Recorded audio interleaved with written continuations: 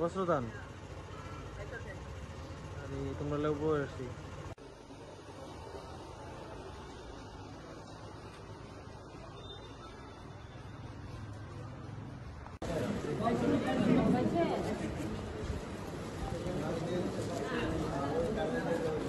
আপনার কাছে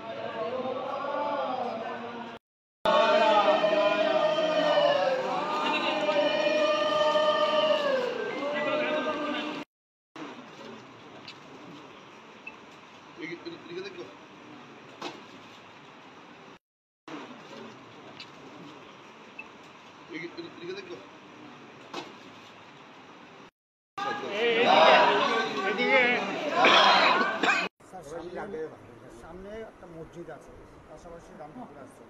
এই যে মিলন মেলা, এই রাজ্যে যে মিলন মেলা বা দুর্গা উৎসব, মানে কী বলবেন? এটা শুধু রামনগরের ঐতিহ্য নয়, এটা সারা দেশে এবং আমাদের রাজ্য একটা পরম্পরা।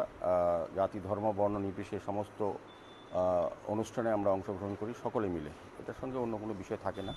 তো আজকে রামনগর শেষমাথা 4 নম্বর রাস্তার শেষ প্রান্তে রামঠাকুর সেবা মন্দির দীনদয়াল আশ্রমে রামঠাকুর সেবা মন্দিরের উদ্যোগে প্রতি বছরের ন্যায় এবারও প্রায় 5 শতাধিক মানুষকে বস্ত্র দেওয়া হবে। প্রতি বছরই পুজোর সময় শারদীয় উৎসবে আমরা এই উপহার দিয়ে থাকি আশ্রমের পক্ষ থেকে। তো আমি আশ্রম কর্তৃপক্ষকে অনেক ধন্যবাদ জানাই, তারা সারা বছরব্যাপী ধর্মীয় অনুষ্ঠানের সঙ্গেও সামাজিক দায়িত্ব সামাজিক কর্তব্যকে সামনে রেখে মানুষের পাশে থাকার যে অঙ্গীকার তারা প্রতি বছরই প্রতিটি প্রোগ্রামই করে থাকেন। স্বাস্থ্য শিবির, ব্লাড ডোনেশন ক্যাম্প এবং অন্যান্য বিষয়গুলি যেগুলি মানুষের অত্যন্ত প্রয়োজনীয় সেগুলি কিন্তু ধর্মীয় ক্রিয়াকর্মের পাশাপাশি কাজগুলি করে থাকেন। তো আজকেও অন্যবারের মতো 5 শতাধিক লোককে দেওয়া হবে। উদ্দেশ্য একটাই হচ্ছে যে এই শারদীয় উৎসবে সবাই যাতে আনন্দে আমরা নতুন বস্ত্র প্রতিটি বাড়িতে প্রতিটি জায়গায় আমরা নতুন বস্ত্র আমরা উপহার পাই বা দেই কারো আত্মীয় পরিজনকে। সেইভাবেই আমাদের আশ্রম থেকেও আমরা আমাদের এই এলাকা যারা বিশেষ করে এই এলাকা বসবাস করেন তাদের মধ্যে 500 জনকে একটি বস্ত্র দেওয়া হবে। তো আমি না, শুভ মহালয়া তো বার্তা একটাই থাকবে যে আমি তো বললাম প্রথমে আমাদের রাজ্যে একটা পরম্পরা আছে, আমরা সবাই মিলেই জাতি ধর্ম বর্ণ আমরা উৎসবকে বরণ করি এবং শারদীয় উৎসব বা দুর্গোৎসব আগে এই রাজ্যে বাঙালিদের হিন্দু বাঙালিদের প্রধান উৎসব ছিল, এখন রাজ্যের সার্বজনীন উৎসব, সমস্ত জাতি সমস্ত সম্প্রদায়ের উৎসব দুর্গোৎসব। তো আমরা লক্ষ্য করেছি বিগত বছরগুলি কোনো রক্তপাত, কোনো রকম ইনসিডেন্ট ছাড়া, দুর্ঘটনা ছাড়াই কিন্তু রাজ্যের সকল অংশের মানুষ, বিশেষ করে জনজাতি অংশ থেকে আরম্ভ করে সমতলের প্রত্যেকটি মানুষ, প্রতিটি জাতি ধর্ম বর্ণ নির্বিশেষে এই শারদীয় উৎসবে অংশগ্রহণ করেন। তো আমার আশা থাকবে, প্রত্যাশা, যে রাজ্যের সমস্ত অংশের মানুষ, যারা পুণ্যার্থী দর্শনার্থী যারা আসবেন বিভিন্ন প্রান্ত থেকে, আগরতলা শহরেও বিভিন্ন পূজা প্যান্ডেলে বা পুজো উদ্যোক্তা যারা আয়োজন করেছেন তাদের মণ্ডপে, সবাই যাতে ভালোভাবে পুজো দেখতে পারেন এবং সবার সুখ সমৃদ্ধি কামনা করি। এবং আমাদের রাজ্যে যে শান্তি বা স্থায়ীভাবে প্রতিষ্ঠা হয়েছে দুর্গাপূজার মাধ্যমে, আরও সমৃদ্ধ হবে, মার কাছে এটা প্রার্থনা থাকবে।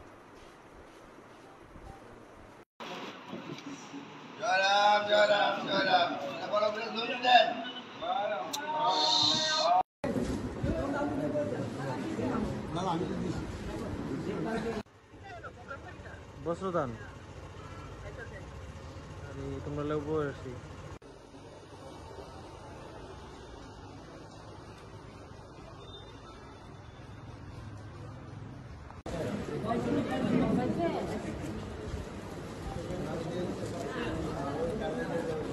আপনার কাছে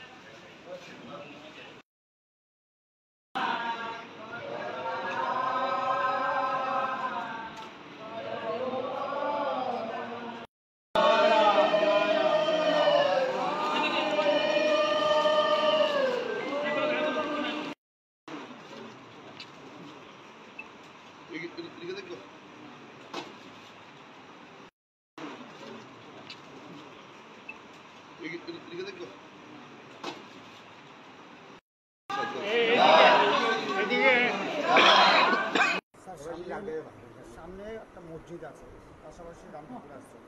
এই যে মিলন মেলা, এই রাজ্যে যে মিলন মেলা বা দুর্গা উৎসব, মানে কী বলবেন? এটা শুধু এই রামনগরের ঐতিহ্য নয়, এটা সারা দেশে এবং আমাদের রাজ্য একটা পরম্পরা। জাতি ধর্ম বর্ণ নির্বিশেষে সমস্ত অনুষ্ঠানে আমরা অংশগ্রহণ করি সকলে মিলে, এটার সঙ্গে অন্য কোনো বিষয় থাকে না।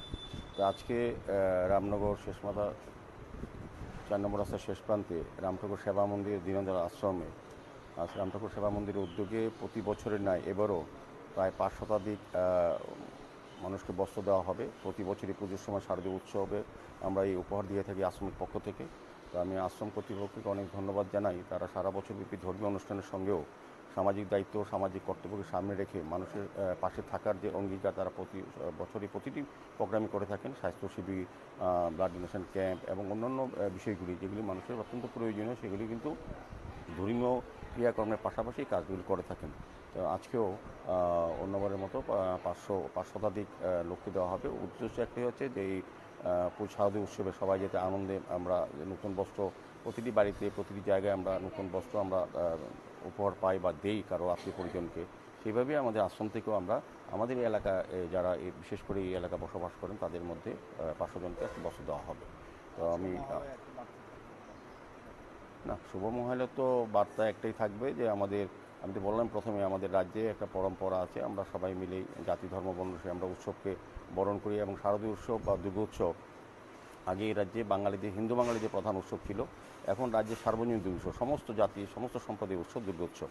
তো আমরা লক্ষ্য করেছি বিগত বছরগুলি কোনো রক্তপাত, কোনো রকম ইনসিডেন্ট ছাড়া, দুর্ঘটনা ছাড়াই কিন্তু রাজ্যের সকল অংশের মানুষ, বিশেষ করে জনজাতি অংশ থেকে আরম্ভ করে সমতলের প্রত্যেকটি মানুষ, প্রতিটি জাতি ধর্ম বর্ণ নির্বিশেষে এই শারদীয় উৎসবে অংশগ্রহণ করেন। তো আমার আশা থাকবে, প্রত্যাশা যে রাজ্যের সমস্ত অংশের মানুষ যারা পুণ্যার্থী দর্শনার্থী যারা আসবেন বিভিন্ন প্রান্ত থেকে, আগরতলা শহরেও বিভিন্ন পূজা প্যান্ডেলে বা পুজো উদ্যোক্তা যারা আয়োজন করেছেন তাদের মণ্ডপে সবাই যাতে ভালোভাবে পুজো দেখতে পারেন এবং সবার সুখ সমৃদ্ধি কামনা করি। এবং আমাদের রাজ্যে যে শান্তি বা স্থায়ীভাবে প্রতিষ্ঠা হয়েছে দুর্গাপূজার মাধ্যমে আরও সমৃদ্ধ হবে, মার কাছে এটা প্রার্থনা থাকবে।